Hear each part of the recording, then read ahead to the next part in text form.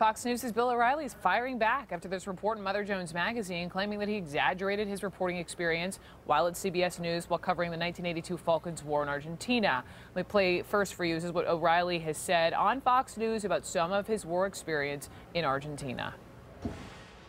I was in a situation one time in a war zone in Argentina in the Falklands where my photographer got run down and hit his head and was bleeding from the ear on the concrete, and the Army was chasing us. I had to make a decision, and I dragged them off, but at the same time I'm looking around and trying to do my job, but I figured I had to get this guy out of there because that was more important.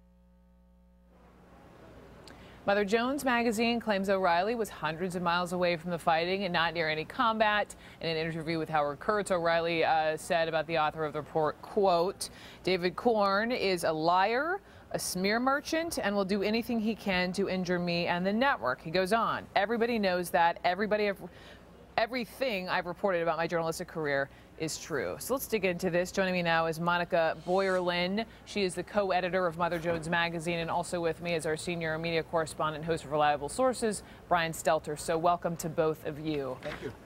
Monica, let me just begin with you. How did Mother Jones even begin to know about this possibility of a story and O'Reilly's background? How did this come to you?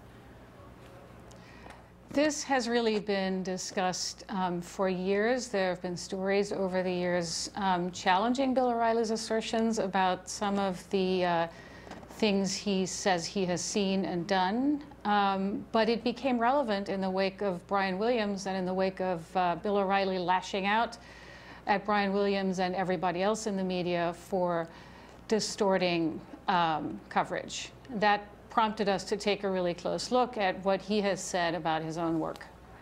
Okay, more questions for you, but first, Brian Stelter, I think this is so different from Brian Williams' story for multiple reasons. Just the roles they play on the shows, the opinion, obviously on Fox News Channel, especially at night with Bill O'Reilly, and I'm wondering, because he says it, the bloviating, right? That's kind of an O'Reilly word. That people, I mean, do you really think his viewers care?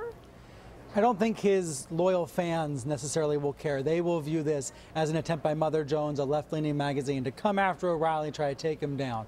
But the facts are the facts, and the facts are that it does seem like O'Reilly exaggerated his tale about being in Argentina and having covered that conflict in the Falkland Islands. Yes, he was in Argentina, and yes, there was a riot, and yes, he was present for the riot, but there are some questions about whether you can really call that a combat situation and really call that a war zone. And I think Mother Jones is onto something when they pointed that out. But is it going to change people's minds? I don't think so. I think what Williams and O'Reilly have in common is that they're the #1 people in their respective groups. You know, O'Reilly's #1 on cable news, Williams #1 on network news. But network news is so different, and Williams is so different than O'Reilly.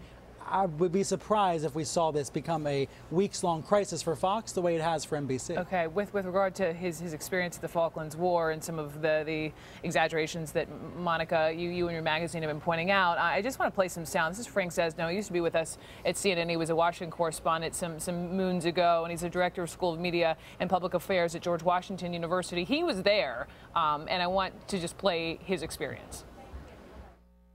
We never got anywhere near it. I mean, I covered the war from Buenos Aires. There were demonstrations. There were some of the disturbances that he talked about. I never saw troops open fire in a big way on crowds.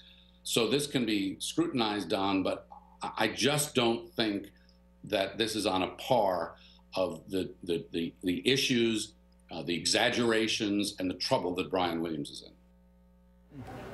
So, Monica, let me just have you respond to, with these exaggerations that your magazine have been pointing out, what response, if any yet, have you gotten from Bill O'Reilly?